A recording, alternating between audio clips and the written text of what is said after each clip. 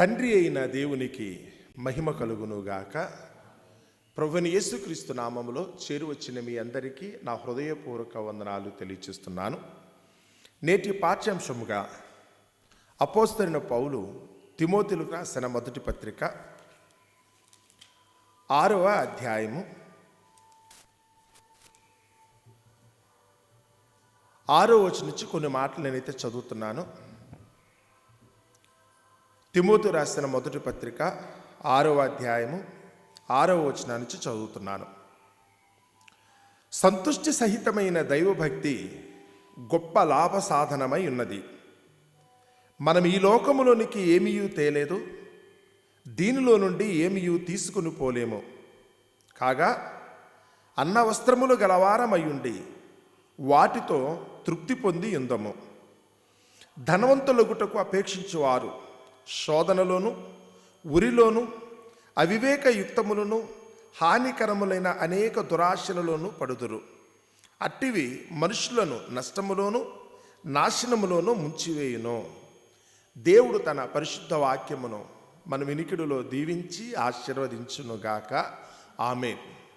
మరి చదవబడిన ఈ మాట క్రొత్త నిబంధనకు మరి ధర్మశాస్త్రమునకు కర్తగా ఉన్న పౌలు గారు తిమోతికి పత్రిక రాస్తూ మరి తెలియచేసిన విషయం. ఇందులో ఉన్న భావం ఏంటంటే, లోకంలో మానవులైన వారందరూ కూడా ఈరోజు దేని కొరకు వెంపర్లాడుతున్నారు, దేనిని పట్టుకోవడానికి వాళ్ళందరూ కూడా పరుగులు పెడుతున్నారన్న సంగతిని గురించి ఇక్కడైతే కనుక తిమోతికి అయితే కనుక పత్రిక రాస్తూ తగిన జాగ్రత్తనైతే కనుక పౌలు గారు అయితే కనుక తిమోతికి చెప్తున్నారు. ఏమని అనుకున్నప్పుడు అక్కడ రాయబడిన మాట, లోకంలో ఇక్కడ కూర్చున్న మన దగ్గరికి వచ్చిన ప్రతి ఒక్కరికి ఆలోచించేటప్పుడు దేవుని గురించి మీరేమనుకుంటున్నారు, ఈరోజు దేవుని యందు భయభక్తులు కలిగి ఉండటం అంటే ఏమనుకుంటున్నారన్న సంగతిని గురించి ఇక్కడైతే చెప్తున్నాడు. దైవభక్తి ఏ విషయమై ఉండాలి, మీరు దేవుని దగ్గరికి వచ్చినప్పుడు దేవుని నుంచి ఏం కోరుకోవాలి అన్న సంగతిని గురించి మరి దేవుడైతే కనుక ఇక్కడికి చక్కటి మాటలైతే కనుక తెలియజేస్తున్నాడు. మొదటి మాట ఏంటంటే సంతుష్టి సహితమైన దైవభక్తి. దైవభక్తి ఎలా ఉండాలట, దేవుడు దొరికిన తర్వాత ఇంకా మరి ఏది కూడా ఆశించకూడని విధంగా ఉండాలి. దేవుడు ఒకరిగా నాకైతే తెలిసాడు, దేవుని చిత్తాన్ని నేను తెలుసుకున్నానని కనుక ఎవరైనా అనుకునేటట్టయితే ఇక మరేమీ కూడా అయితే కనుక వారు కోరుకొనవలసిన ఆవశ్యకత కనుక ఉండకూడదట. దావీదు గారు చెప్తారు, నీవు నాకుండగా లోకములోనిది ఏది నాకు అక్కర్లేదు కదా అంటూ. దేవుడుంటే ఇంకా నాకు ఏది అవసరం లేదనుకునే స్థితిలోకి మనిషి అయితే వెళ్ళాలి. దేవుడు ఉండగా నాకేంటి కొదవ. 23వ కీర్తన రాసినప్పుడు కూడా దావీదు గారు చెప్తున్నారు, యెహోవా నా కాపరి, నాకు లేమి కలుగదు కదా. యెహోవా నా కాపరి, నాకు లేమి కలుగదు. దేవుని నుంచి అయితే కనుక ఒకదే నాకు కావాల్సిన సాయం లభించిన రోజున లోకంలో ఇంకేది కూడా నాకు కొరత ఉండదు కదా అన్నదే ఆ మాటలోని భావం. అంటే పలికేటప్పుడు కూడా అయితే కనుక పౌలు గారు అయితే కనుక ఆ మాటను ఉద్దేశించి చెప్తున్నాడు. సంతుష్టి సహితమైన దైవభక్తి.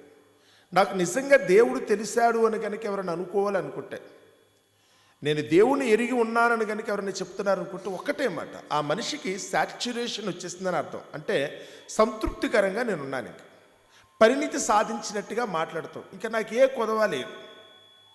నేను నమ్ముకున్న నా దేవుడు నా ఎడల ఆయన చూపించే ప్రేమను బట్టి, నా ఎడల ఆయన నాకు ఇచ్చే ధైర్యాన్ని బట్టి, లేదా నా ఎడలైతే కనుక ఆయన తను చూపించే కృపను బట్టి నాకు ఏ లోటు లేకుండా నేను బ్రతకగలుగుతున్నాను కదా అన్న సంగతిని మనిషి అయితే కనుక తెలుసుకోవటం అండి. దేవుడు తెలుసుకున్న రోజున నాకు అన్నీ వచ్చినవి అన్న సంగతిని ఒప్పుకోవటం. నేను యేసుప్రభుని నమ్ముకున్నానని ఈరోజు చాలామంది చెప్తున్నారు. యేసుప్రభుని మీరు నమ్ముకోవటం అంటే ఇక మీ జీవితంలో పరిణితి సాధించినట్టుగా మాట్లాడటం. ఇక అక్కడి నుంచి కన్నీరు ఉండదు, అక్కడి నుంచి ఆశ కోరిక ఉండదు, దేని గురించి వెంపర్లాడే పరిస్థితి రాకూడదు. నాకు యేసుప్రభు తెలిసాడనుకుంటే నా జీవితం పరిపూర్ణమైందని చెప్పటం. ఈరోజు దురదృష్టవశాత్తు చాలామంది పెదాలతో పలుకుతున్నారు, నాకు యేసుప్రభు తెలుసు అని. నీకు యేసుప్రభు తెలిస్తే ఏం చేస్తున్నారు? యేసుప్రభు తెలిస్తే కనుక జీవితం అప్పటికైతే పరిపూర్ణత సాధించినట్టు. ఇంకా నాకేమీ వద్దు, యేసు నాకుండగా ఇంకా నాకు లోకంలోనిది కూడా ఏది నాకు అక్కర్లేదనుకునే స్థితిలోకి అయితే కనుక మనుషులు రావాలి కదా. పౌలు గారు అయితే కనుక దావీదు చెప్పిన మాటని ఈయనైతే కనుక ఎత్తి చూపించి చెప్తున్నాడు. ఎందుకంటే ఆయన రాసిన కీర్తన దగ్గరికి వచ్చినప్పుడు దావీదు రాసిన కీర్తనలు మనం చాలా చదువుకున్నాం. యెహోవా నాకు వెలుగును రక్షణనై ఉన్నాడు, ఇక నాకు భయమేమీ కూడా ఉండదు కదా. యెహోవా నాకు కాపరిగా ఉన్నాడు, నాకు ఏ లోటు లేదు కదా. నా ప్రాణమా యెహోవాను సన్నుతించుము, ఆయన చేసిన ఉపకారముల్లో దేనిని మరొక అన్నీ కూడా నాకైతే కనుక తృప్తిగా ఉన్నాను. సంతృప్తికరంగా ఉండే పరిస్థితి. దైవభక్తి ఇలా ఉండాలంటే, దేవుడు తెలియనంతసేపు లోకంలో ఏదో కావాలని మనుషులు పరుగు పెడతారు. దేవుడు తెలియనంతసేపు కూడా మనుషులు కనుక ఆరాటం ఉంటుంది, లోకంలో ఏదో సాధించాలన్న కోరిక, ఏదో తపన ఉంటుంది.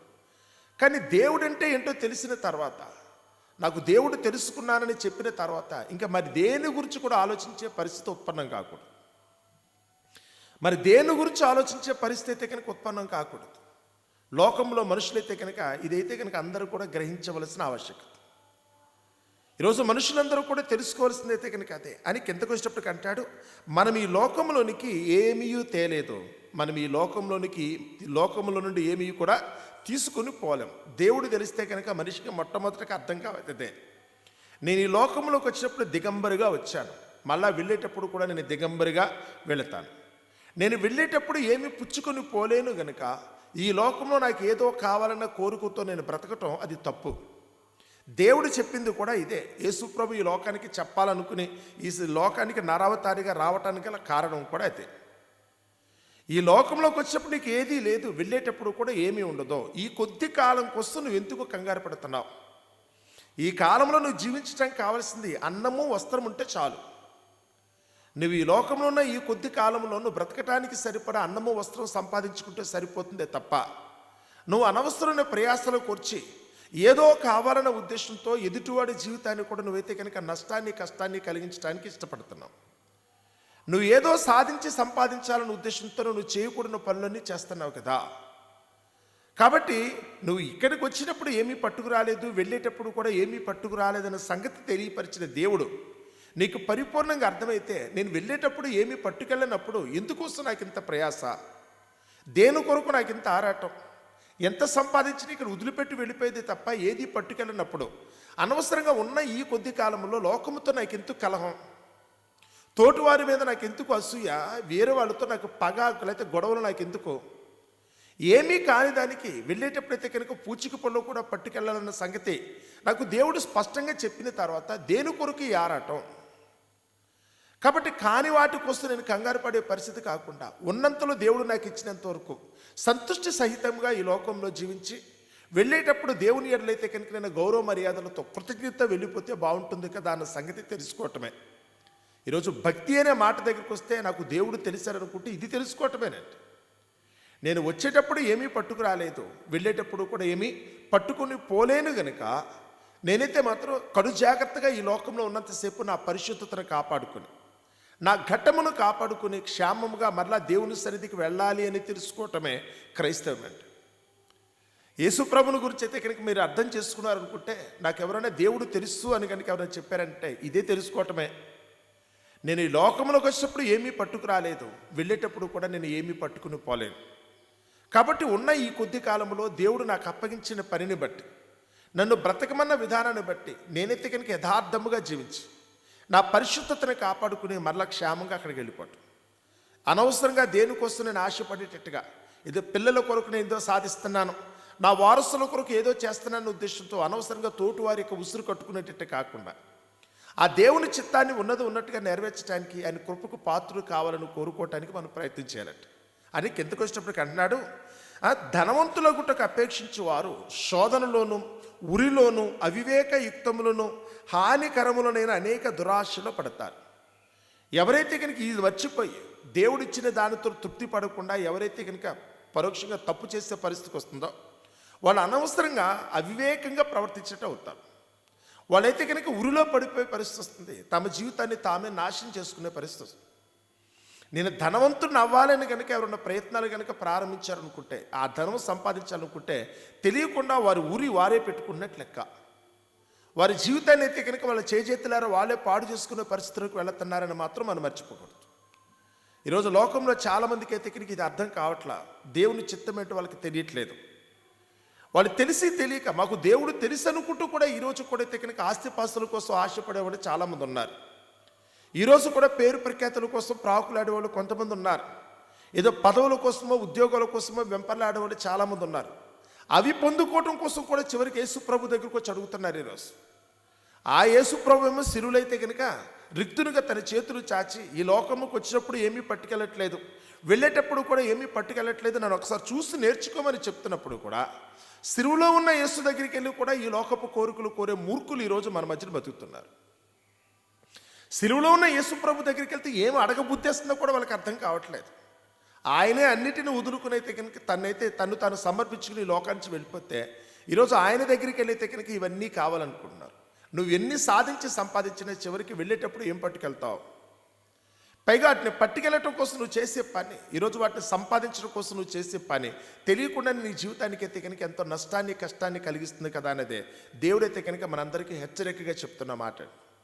కాబట్టి విషయం తెలుసుకున్నప్పుడైనా కానీ మనం మార్పు చెందేది. ఉదయం లేచాం ఎందుకంటే కనుక సొలొమోను చెప్తున్నాడు, కొందరు వేకువనే లేచి చాలా రాత్రి అయిన తర్వాత పండుకునేటట్టుగా ఉంటారంట. ఎందుకు వీళ్ళందరూ కూడా ప్రయాసపడుతున్నారో తెలియదు.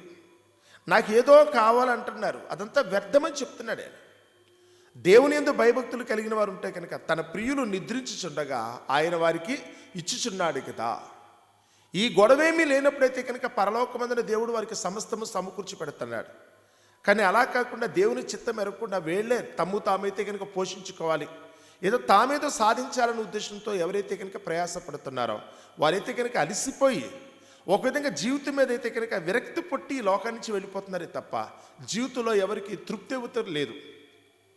ఈరోజు ఎవరికి సంతోషం లేదు, డబ్బులు సంపాదిస్తున్నారనే ఉద్దేశంతో ఉన్నారే తప్ప ఈరోజైతే కనుక పడరాని పాటలు పడుతూ ఒంట్లో ఉన్న అనారోగ్యాన్ని బట్టి అయితే కనుక ఈరోజు వాళ్ళైతే కనుక పెట్టుకోకూడని కన్నీళ్ళు అయితే కనుక ఈరోజు పెట్టుకుంటున్నారు. అందరూ దుఃఖముఖంతోనే ఉంటున్నారు. ఈరోజు ఎవరి బ్రతుకులో నెమ్మది లేదు, భార్య భర్తల మధ్యన సయోధ్య లేదు, తండ్రి కొడుకుల మధ్యన అయితే కనుక ప్రేమాప్యతలు లేవు. ఈరోజు అన్నదమ్ముల దగ్గరికి వచ్చిన ఎందుకంటే నేను సాధించాలి నేను సంపాదించాలనే ఉద్దేశంతో తెలియకుండానే తోటి వారితో వైరం పెట్టుకోవాల్సిన పరిస్థితి వచ్చింది. ఇస్కరియోతు యోధ అనుకుని ఆయన దగ్గరికి వచ్చినప్పుడు డబ్బు సంపాదించాలన్న ఆశతో చివరికి ఎవరితో గొడవ పెట్టుకున్నాడు ఆయన? సాక్షాత్తు యేసు ప్రభుని అమ్మేసుకుని అపోస్తులందరికీ దూరం అయ్యి తల ఎలా ఎత్తుకోవాలో తెలియక మొహం చూపించడం కుదరక ఉరిపెట్టుకుని చావాల్సిన పరిస్థితి వచ్చింది. ఒక చిన్న తప్పు చివరికైతే కనుక మనమే నలుగురు ముందు తల కూడా ఎత్తుకోలేక చనిపోయే పరిస్థితి వస్తుందండి. చేయకూడని పొరపాటు చేస్తే కాని దానికోసం మనం ఆశపడినట్లయితే చివరికి మన జీవితాన్ని మనమే అలా ముగించుకోవాల్సిన దుస్థితి వస్తుందనేది వాక్యం చెప్తున్నమాట. కాబట్టి దేవుడు మనకిచ్చిన ఈ కొద్ది కాలం ఆయన సంకల్పాన్ని ఎరిగిన వారముగా, ఆయన చిత్తాన్ని గ్రహించిన వారముగా మనమందరము కూడా అయితే కనుక లోకంలో ఉన్నంతసేపు దేవుడు మనకు అప్పగించిన బాధ్యత ఏంటి, ఏ విధంగా మనమైతే కనుక సంతృష్టి సహితంగా బ్రతకాలి, ఎలాంటి తృప్తితో మనం ఉండాలన్న సంగతిని ప్రతి ఒక్కరూ కూడా గుర్తెరిగి ఆయన చిత్తము చొప్పున జీవించటానికి, ఆయన కృపకు పాత్రలు కావటానికి ప్రతి ఒక్కరూ ప్రయత్నించవలసినదిగా మిమ్మల్ని అందరినీ కూడా మనసారా కోరుకుంటే నా మాటలు ముగిస్తున్నాను. అట్టి కృప దేవుడు మనందరికీ దయచేయునుగాక.